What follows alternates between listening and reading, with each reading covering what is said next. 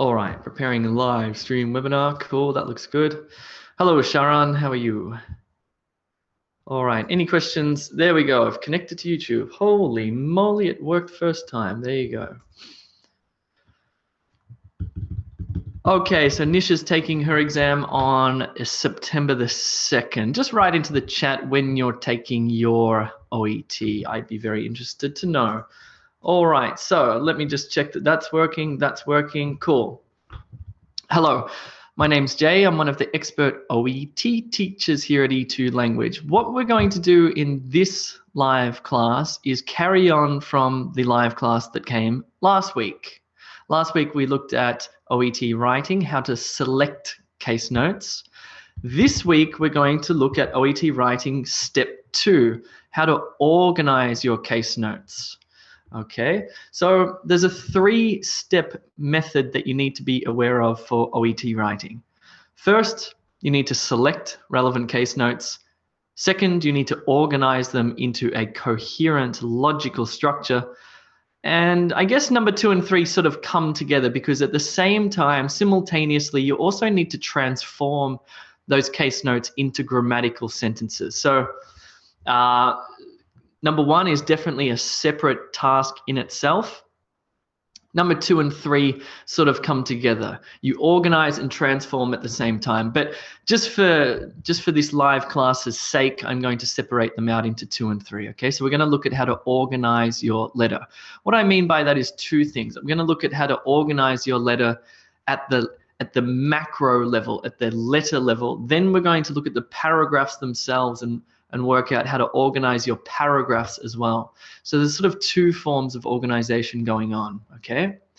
Cool. So just to recap on last week, let's just think about selecting case notes.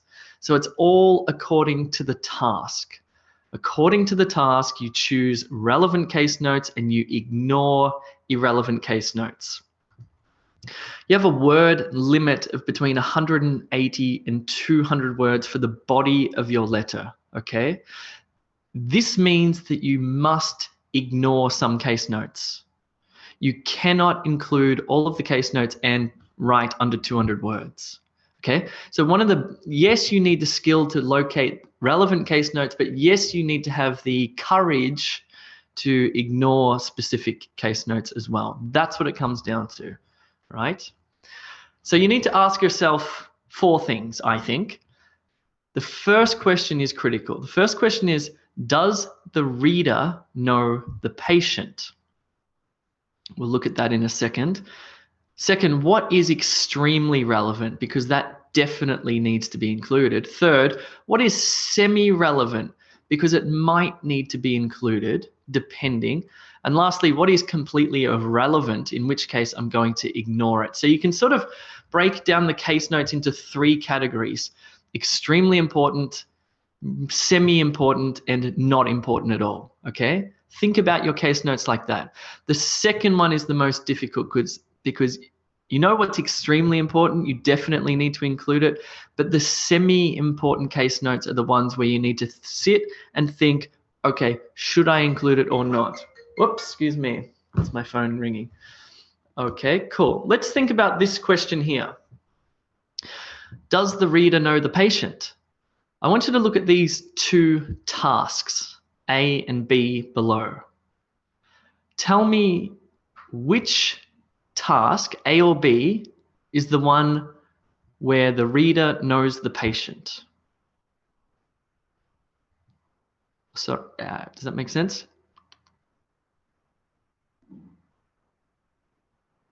Yes, A or B.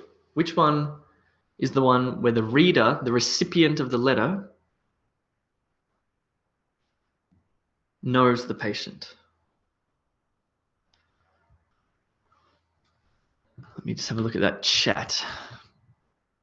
Cool, good, nice. That's right. Okay, let's have a closer look at this. So let's read this one. Using the information given in the case notes, write a referral letter to home care nurse John Walker, who will take over Jane's home care. So no, John Walker does not know the patient. What about this one? B, using the information given in the case notes, write a referral letter to Jane's home care nurse, John Walker, who is responsible, not will be responsible, is responsible for her continued home care. So there you go. So we now know that that's going to change the way that we write the letter significantly, right? Then you ask yourself, okay, what is extremely relevant or definitely important? Usually it's going to be the main medical issue or the presenting issue, okay?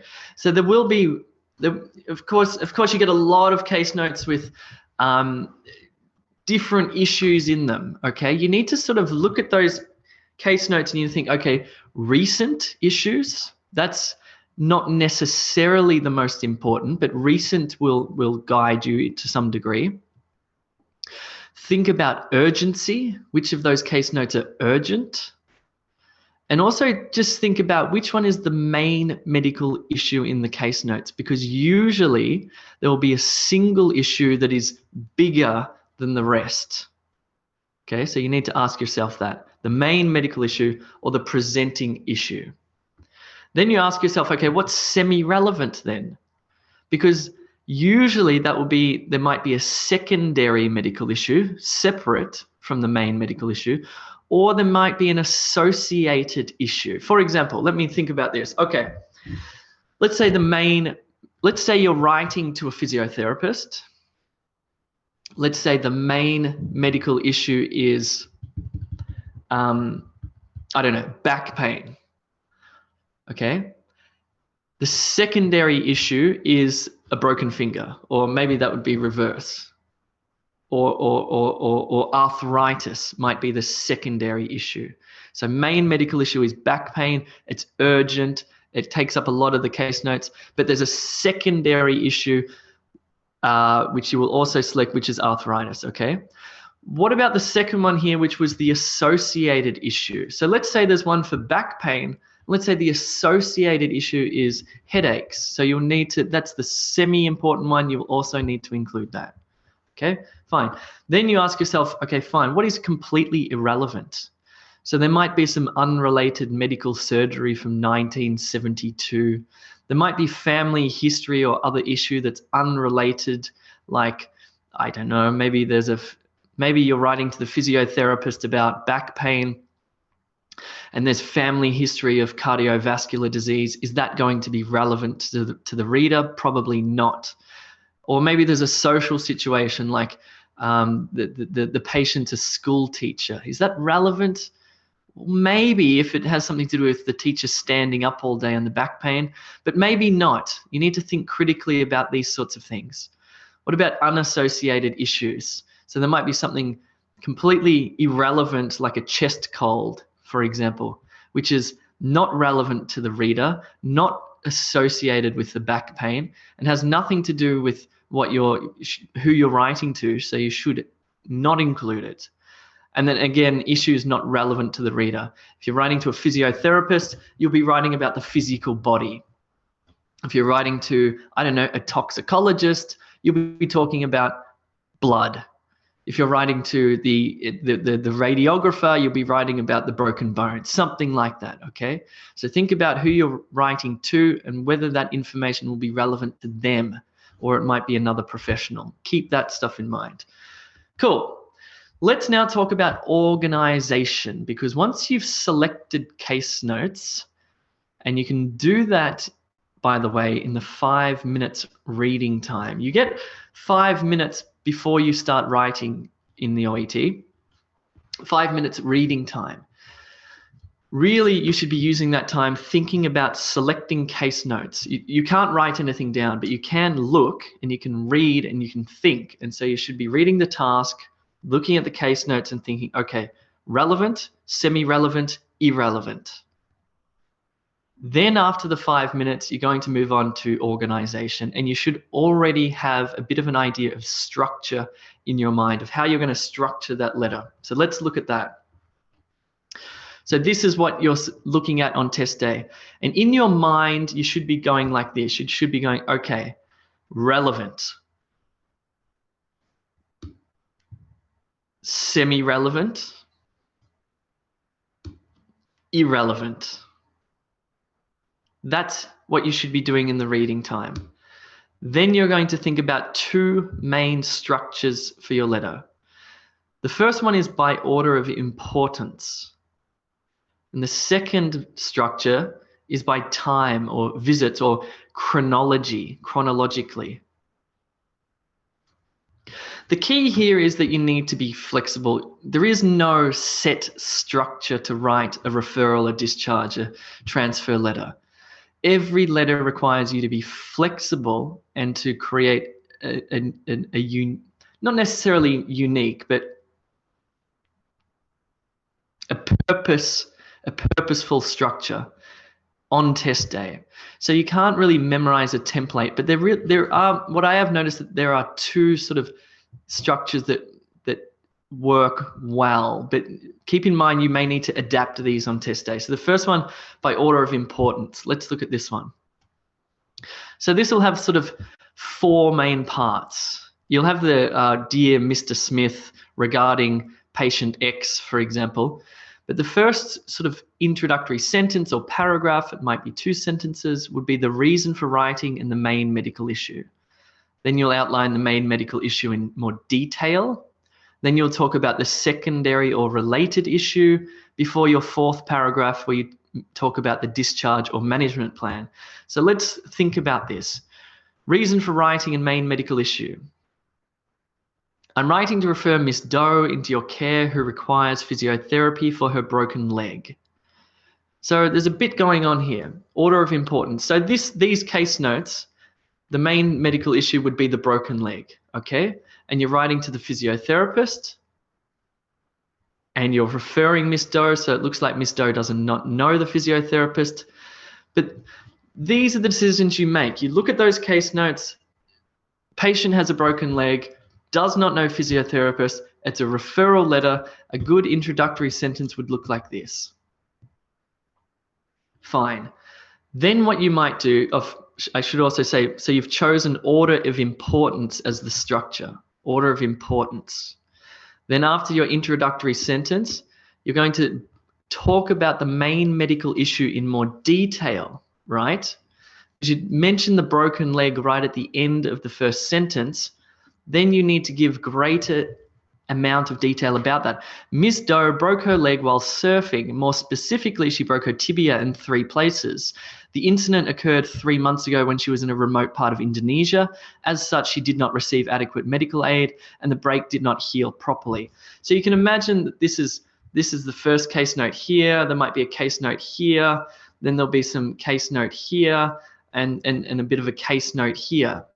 So your job is to look at those case notes and to go, I'm taking that one, that one, that one, and that one, put them together to tell a little story, which is the first paragraph about the main medical issue, okay? So you put it together, you structure up the paragraph. I'll get to that in a second. I'll show you how to structure paragraphs. And you tell the recipient of the letter the first part of the story, okay? Cool. Then you'll move on to the secondary or associated medical issue, because usually there'll be something else apart from the broken leg. So you might write something like this. In addition to her broken leg, Ms. Doe requires massage on her lower back, which has become problematic as a result of the poor healing of her leg. Specifically, the muscles around her sacrum are particularly tight, which is causing mild sacroiliitis. Again, you've taken a case note here. Imagine there was another case note on needing massage. This one was a case note on problematic. This one was a case note on muscles around the sacrum are tight. And then there was a case note on mild sacroiliitis. So what you've done is you've thought, okay, main medical issue, broken leg, secondary or associated issue, the tightness and the sacroiliitis. You pull all those case notes together for the secondary issue and you tell the second part of the story, okay? That would become your second paragraph. Cool. And usually then you would write a third paragraph outlining the management or discharge plan or whatever it is that the reader has to do. For example, you might write something like this. Ms. Doe requires therapy at least 3 times per week.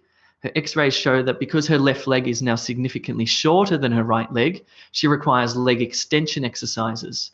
Can you also please manage her needs within her house, such as grab rails? So you can imagine that there was a case note in the management plan about this. That there was a case note here about requiring leg extensions, and also in the management plan or discharge plan, there was a case note about putting grab rails into her house, which we've also added. Now, there may have been a case note prior to that about the x-rays showing that one leg is shorter than the other, so we've added it here. That's fine. So that's okay. We've done that, and we've created a very logical 4th paragraph there. Cool. What about by time visits? I'm just going to have to describe this to you because I can't show this.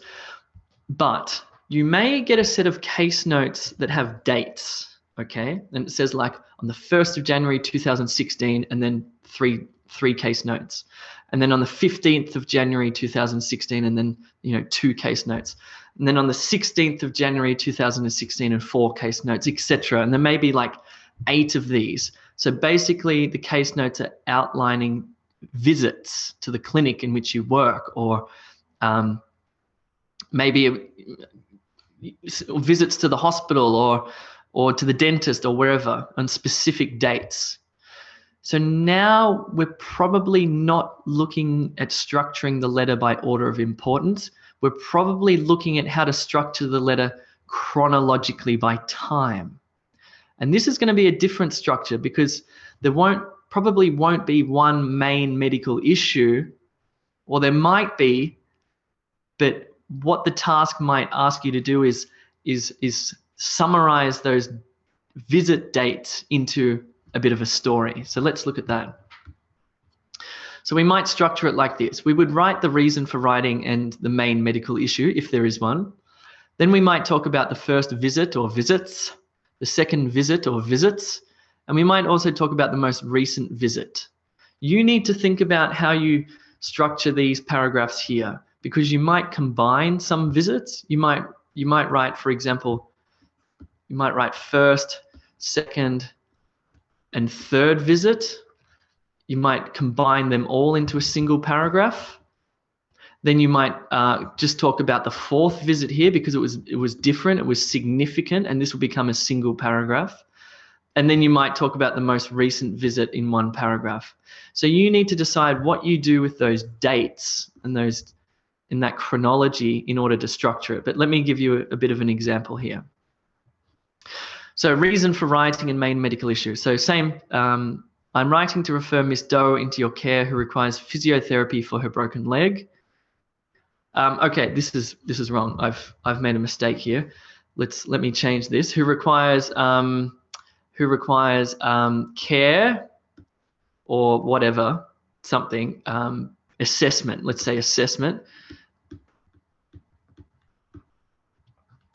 Assessment for her, let's say headaches.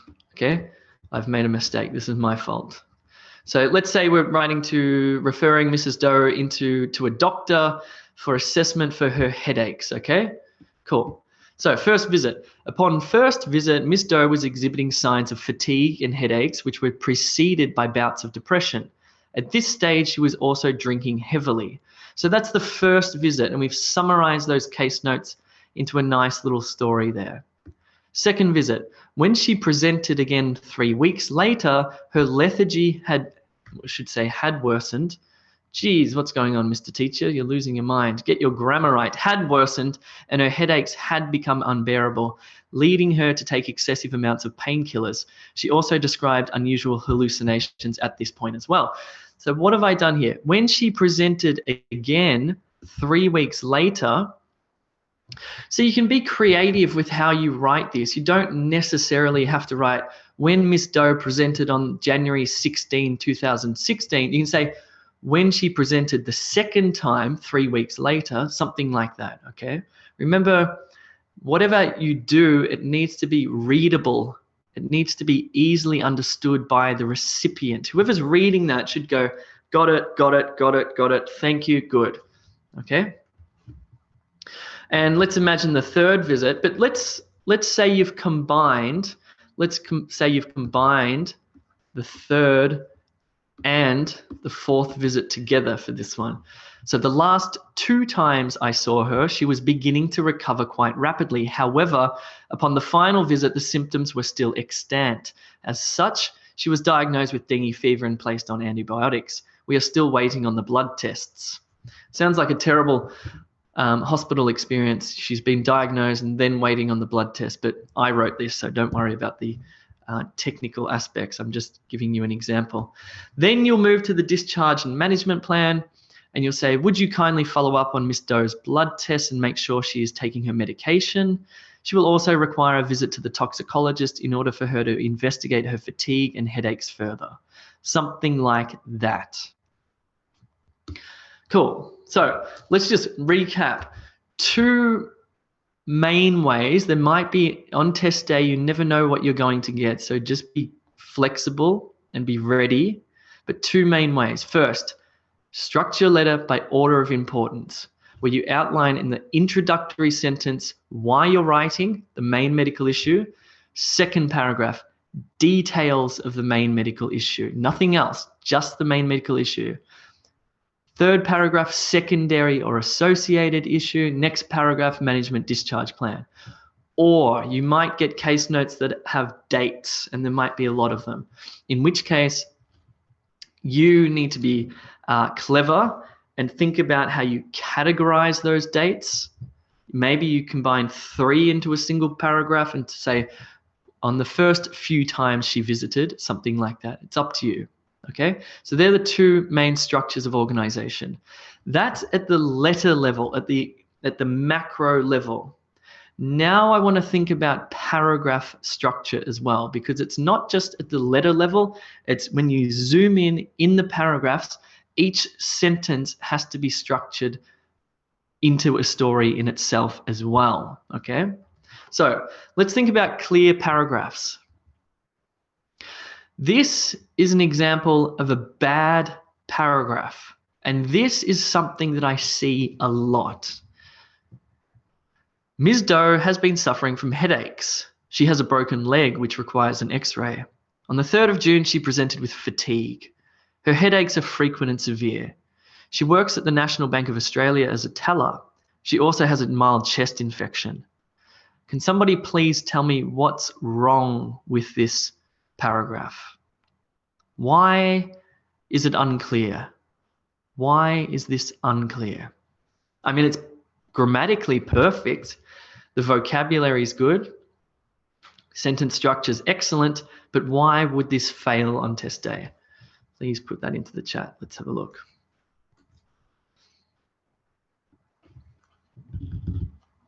Good. Not organized well, not logically ordered, mixed information. That's probably the easiest way to think about this. It's mixed. It's mixed up. I can't stress how often I see this as a problem. It's mixed up. It really is. So I forgot what I was going to do with this one. Right. Yes.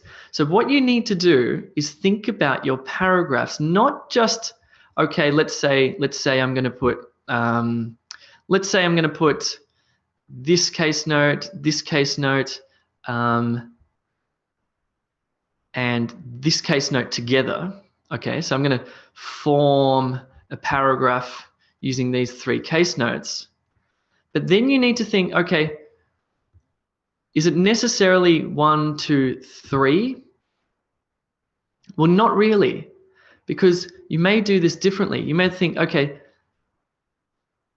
this one, I'm just going to give you an example. You might say this one will be the first sentence, this one will be the second sentence, and this one will be the third sentence. So it's not necessarily going to come in order. So you need to think about letter organization, paragraph organization, and sentence organization. Here's a little task. I want you to turn these case notes into a logical paragraph. These are all about a headache, which is good, but they're not necessarily in order. I want you to look at this, write a good paragraph by rearranging the order of them and just adding a few words like Ms. Doe, for example, and she. So I'm going to give you 2 minutes to rearrange these case notes and write it into a logical paragraph.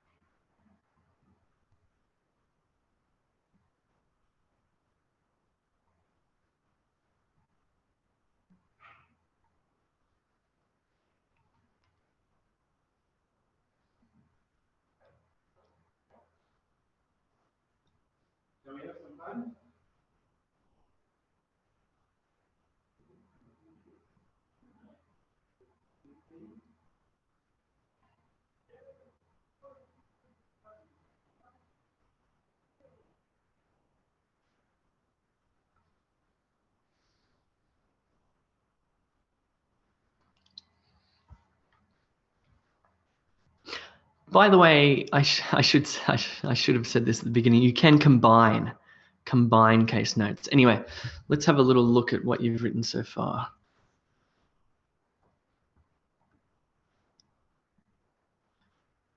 Okay, good. Yep, keep going, keep going. Keep trying to write a paragraph here. Which one would come first?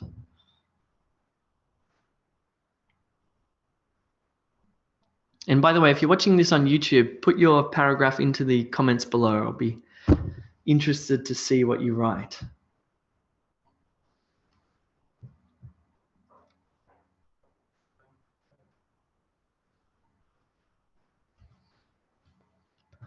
Let's have another look. All right, let me just go through my answers with you here. Okay, so because I left out something because there's a real key here. This is how I would structure it. So let's look at the number ones first, because this would mean my first sentence. And what I'm going to do is I'm going to combine frequency, severity, and the history together into one sentence. And that will be my first sentence.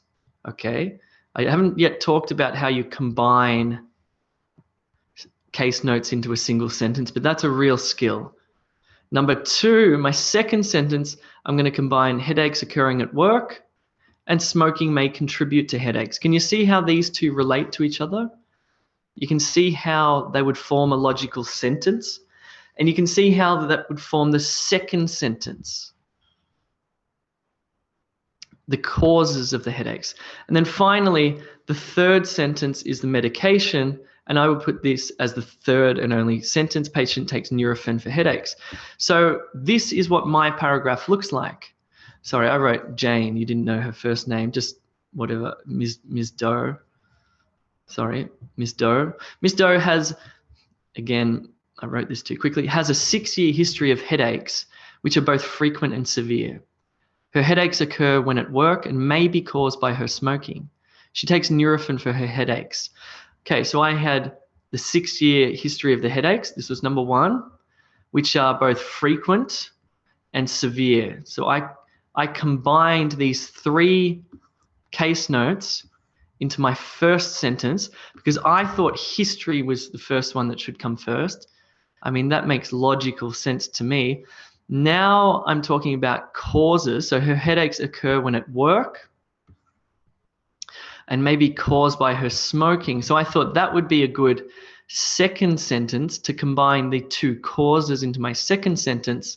And then finally, the medication would become my third sentence. So that makes sense to me. I mean, you could have done it differently. You could have done number one, you could have talked about history, which would make sense. 2, you could have talked about symptoms, which is the sort of the severity, etc. 3, you could have talked about causes. And then 4, you talk about medication. But you can see a logical structure to a paragraph here. It has to be thought out.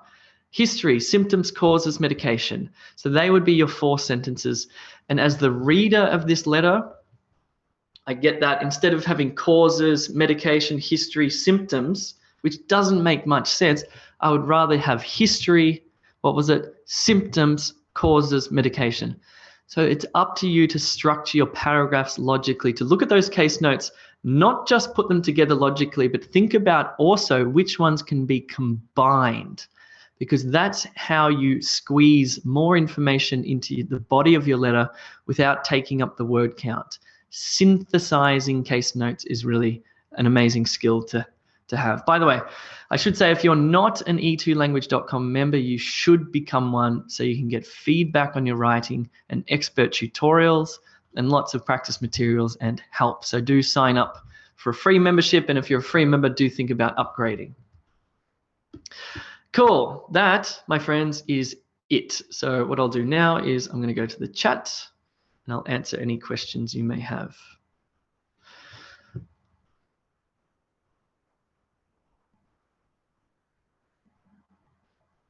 Good. So Paris, not bad, not a bad logical structure there. Yes. So Lulia has written, Ms. Doe has been suffering from frequent and severe headaches for the past 6 years. I mean, that's an excellent.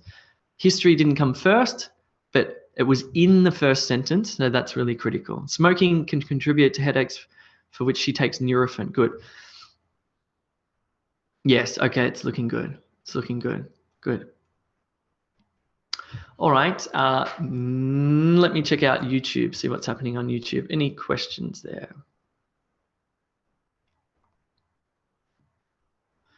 Any questions? Nope. Oh, okay. So Nitu wants to know about the E2 language tutorials, the timing for the tutorials. So what happens is you receive a link. You choose a time that suits you. So we've got 4 OET teachers working in different time zones. So you can choose a time that suits you for your one-on-one tutorial. And also for the writing, what happens is you submit your writing through the website and you receive your feedback on your writing as well. So there's 2 different ways to get feedback. Okay, here's a good question. Paras, so do the words count for the last paragraph? Like, yes, feel free to contact me. What's counted, what's considered the body of the paragraph is from the introductory sentence. So not dear Mr. Smith regarding blah, it's I am writing to. Actually, I should confirm this because I'm not 100% sure. The good thing is the OET are not super strict on writing. If you do exceed 200 words, or if that's not you won't be penalized. It's just an approximate word count. So you can exceed it. Please correct me if I'm wrong, and please type into the YouTube chat if I am wrong. I believe that the body starts with I am writing to refer this patient, to the first introductory sentence, and finishes after the yours sincerely. So everything between yours sincerely and dear Mr. Smith regarding patient X, anything between there is the body. That can be between 180 and 200 words. Okay, Sandra's got a good question. With the, do I write Mr., Mrs., or Ms.? It completely depends what it says in the case notes. If it says in the case notes, the patient's name is Miss Smith, then you'll refer to her in the letter as Miss Smith. Or if you're writing to physiotherapist Mr. Thompson, it probably won't do that. Just use the title from the case notes. And if there is no title in the case notes, just say the first name of the patient would be fine. So Sally Smith, for example, you can just say Sally presented on the 5th of July with a head cold. Okay, don't make up a title because you don't know if Sally is a Miss, Ms, or Mrs. So just use what's in the case notes. Yes, Nisha, we can. Okay, if you're confused about how we do what our packages include, please just go to the website and click on OET, www.e2language.com. Click on OET and look at the packages there. Good. All right, I think I'll leave it there unless YouTube's got any questions. Nope, all good, all good. All right. Thanks very much for coming. Appreciate it. I hope that was helpful. And if you need help, do check out the website, and I'll see you guys soon.